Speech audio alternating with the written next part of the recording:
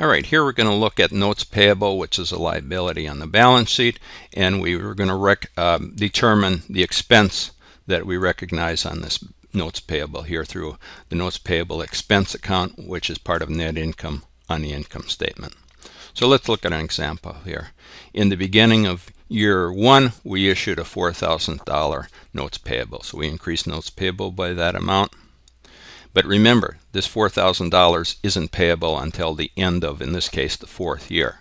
So let's go down here and look at our cash flow diagram. Here we got a $4,000 payment at the end of the fourth year, and we want to determine what it's worth here at the beginning of the first year.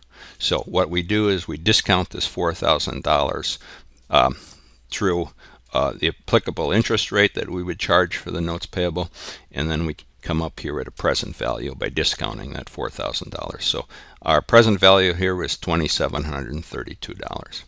So that's what we recognize here and at the beginning of year one as interest, or as the notes payable expense, $2,732. But you can see here we got a $4,000 credit balance here with a $2,732 debit balance here, and we have to balance those two accounts. So we do that through a discount to notes payable. Now if you look here at the discount to notes payable, that's a contra account where the debits are, the signs are reversed here. So this, and same with the credits, signs are reversed. So this discount actually reduces our notes payable.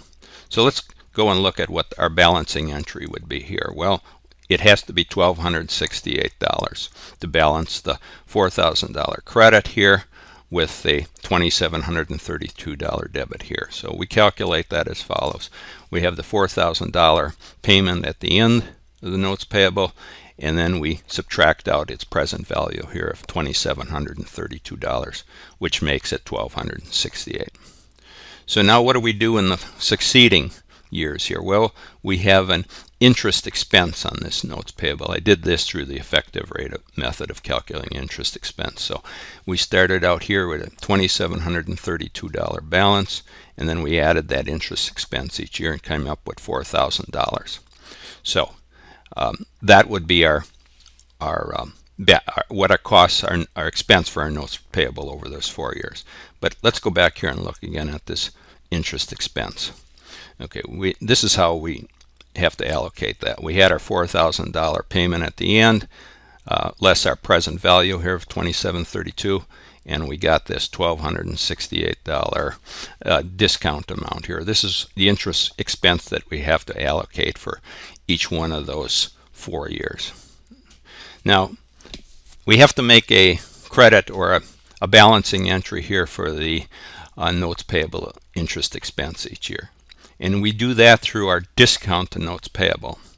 And we charge that interest expense here, or reduce our discount to notes payable through that interest expense that we charge to it each year. So at the end of the fourth year, we have a zero in our discount to notes payable. So 1268 minus the 1268 is zero. Therefore, this is no longer reducing our notes payable. So we can look here down here to see what its effect is. So we start out with 1268 and reduced our notes payable down to 2732. So then each of the succeeding years here, we reduced our discount to the notes payable by that interest charge that we made on our notes payable. And then you can see that its effect here. Reducing the discount here actually increased the notes payable balance by that interest charge. So at the end of the fourth year, we got zero amount here in our discount to notes payable and a $4,000 balance in the notes payable that we're going to pay off here. So at the end of the fourth year, we pay off the notes payable and charge our cash account here, or decrease our cash by that amount. So just in summary here, we started out with a $4,000 payment at the end of the fourth year. We discounted that back to its present value here at the beginning of the first year, and then we took the difference here and we had an interest. This would be our interest charge. So we have to allocate the difference here, which is 1268, to our interest expense for each of the 4 years. So this is just a summary on how how we'd record our notes payable and expense it each of the 4 years at a fair value.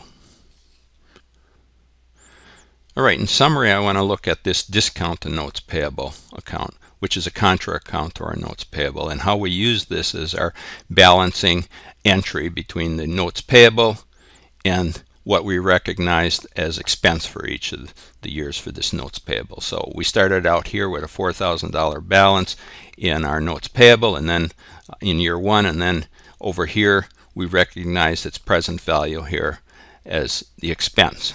So the $4,000 credit here and the $2,732 debit here had to be balanced with this discount to notes payable. So that was $1,268, and that reduces our notes payable by that amount here.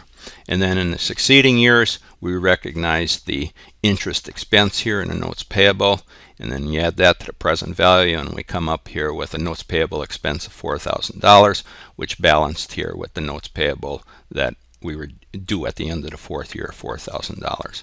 And then we use this discount here to notes payable and reduced it each year by the interest expense. So at the end of the at the end of the 4 years, the discount here was would be in a total here between debits and credits is 0 amount.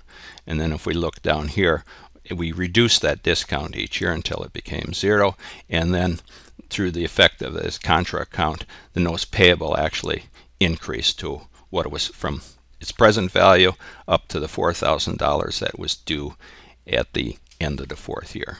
So I just want to emphasize here how you use a discount account or this contra account to the notes payable account to keep your balance sheet in balance.